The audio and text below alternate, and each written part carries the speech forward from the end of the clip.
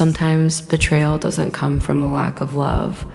It comes from a person so consumed by their own reflection that they forget you were ever standing beside them, holding your heart out like it meant something.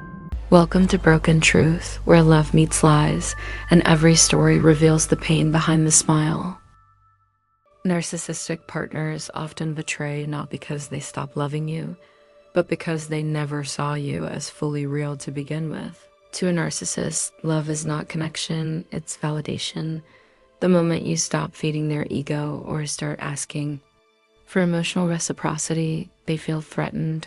Rather than facing their own shortcomings, they project blame, seek admiration elsewhere, and discard the relationship as if it was just a mirror that stopped flattering them. They betray to regain control, not because you failed, but because you dared to have needs. He never shouted. That was the strangest part. His cruelty was always dressed in calm tones, wrapped in logic. Like he was doing her a favor by teaching her how to love him better. It took her a long time to see that his apologies were never about understanding. They were about ending the conversation, that his arms only opened when she was silent, that his affection had a pattern, praise when she complied, withdrawal when she questioned, blame when she bled. It was during the quiet evenings that the truth began to surface. Not in the middle of a fight, not in the aftermath of one of his vanishing acts, but in the stillness when her phone didn't ring, when her heart didn't chase, when her mind wasn't busy trying to decode him. In that silence, she finally heard the echo of her own voice, the one she had buried under all the noise he made about himself. She remembered asking him once what he feared most. He had smiled, touched her cheek gently, and said, being misunderstood. She had wrapped her entire soul around that answer, thinking if she could just understand him enough, maybe he wouldn't feel so alone. But now she saw it. That answer wasn't a doorway into his heart. It was a fortress, a way to make everything about him. Even her efforts, her pain, her silence. He needed her to understand him, but never tried to understand her. She used to think betrayal was one sharp moment, a single fall, but his betrayal had been a slow erosion. It lived in the nights he interrupted her pain with his own stories. It grew in the way he'd remember her flaws vividly but forget her joys easily. It showed up in compliments that sounded like corrections. It disguised itself in concern. Are you sure you're okay? You've been really sensitive lately. The thing about narcissists is that they don't break you violently. They make you hand them the pieces quietly. She remembered the first time she cried in front of him. He had held her, yes, but something in his eyes had looked distant, not because he didn't care, but because her tears hadn't made him feel needed. They made him feel inconvenienced.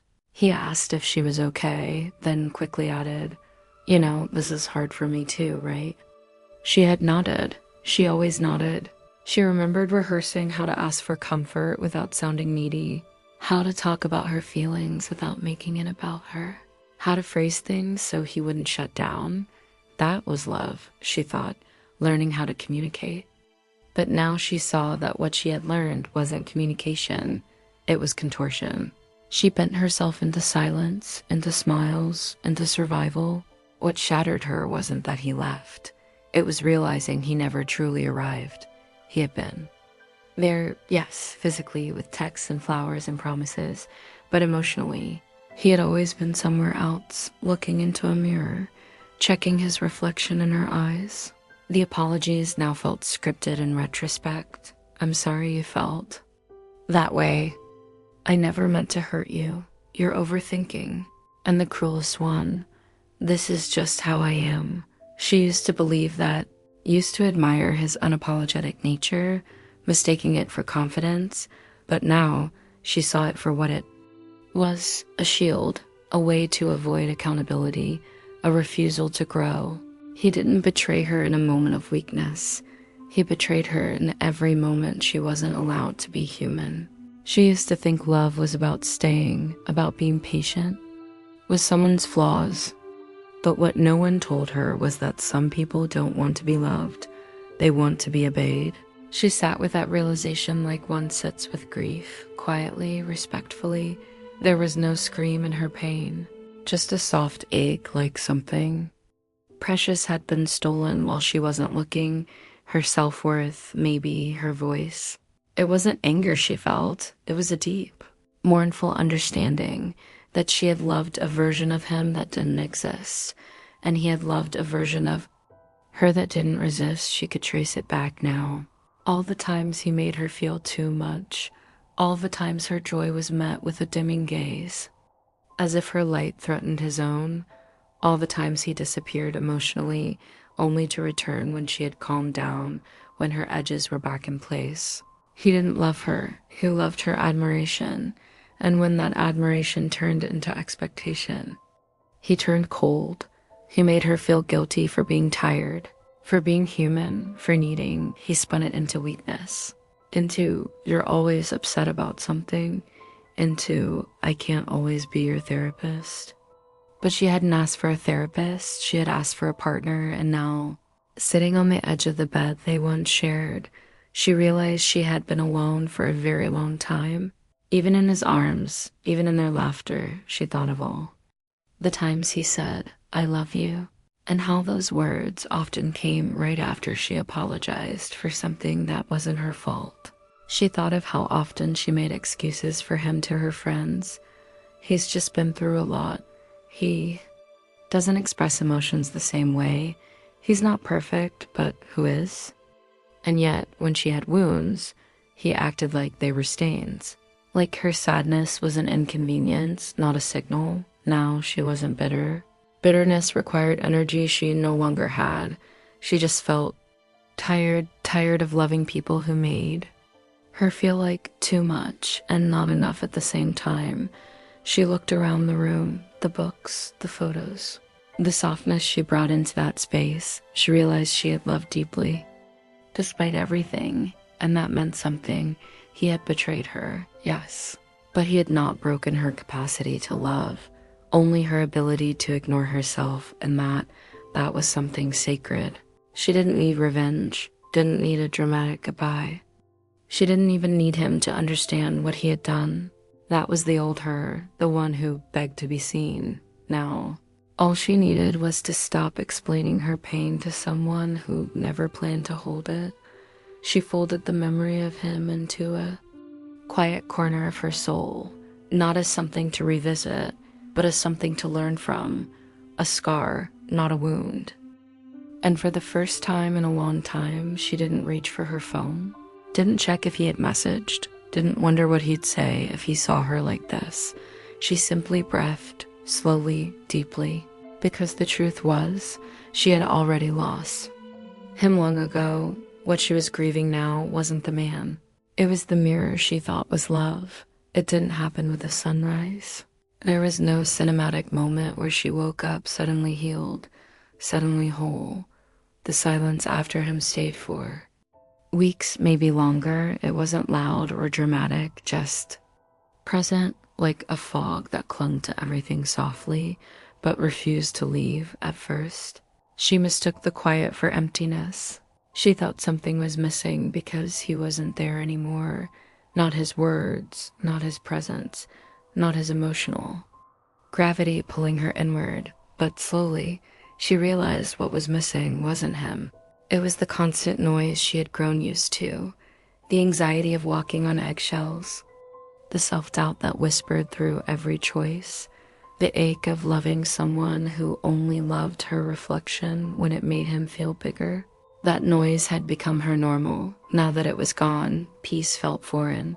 But unfamiliar doesn't mean wrong, it just means new.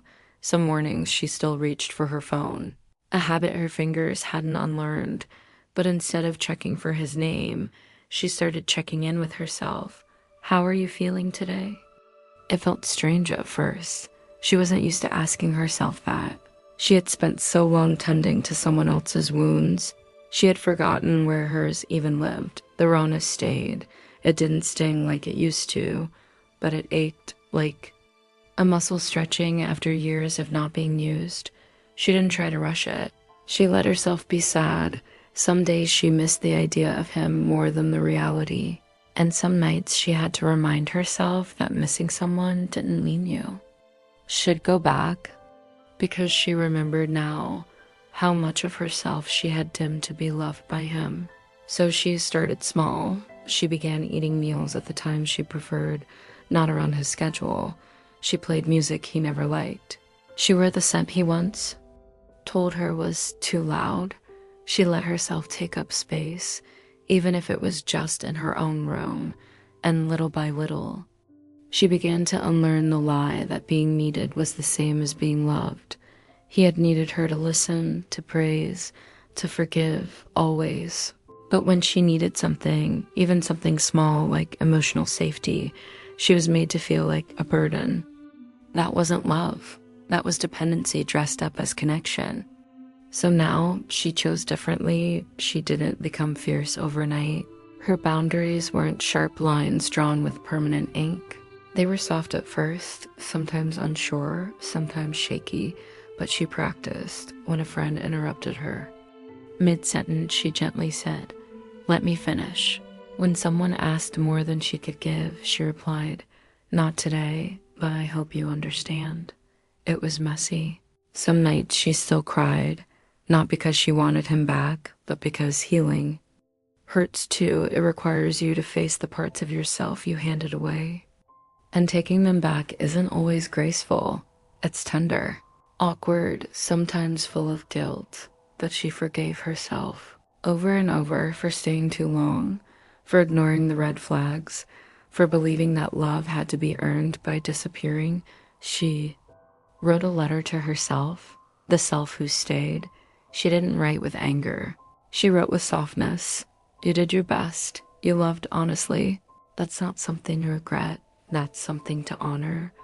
But now it's time to love yourself with the same devotion you gave away. It's time to stop chasing closure from someone who never gave you clarity. You don't need to understand him to understand that you deserve better. She folded that letter and tucked it into her journal, not as a goodbye to the past, but as a promise to her future. Next time, she wouldn't shrink to be chosen. Next time, she wouldn't apologize for needing. Next time, she would love without losing herself. And even if there was no next time for a while, she was okay with that too, because the love she was learning to build within, that quiet, warm, steady kind, was enough for now. She took a deep breath, the kind that doesn't fix anything, but makes the day feel possible. The silence no longer hurt. It had become space for her. Some betrayals aren't about love lost, but illusions broken. And sometimes the most painful truth is realizing they never saw you at all. This is Broken Truth. Subscribe for more stories that see what love often hides.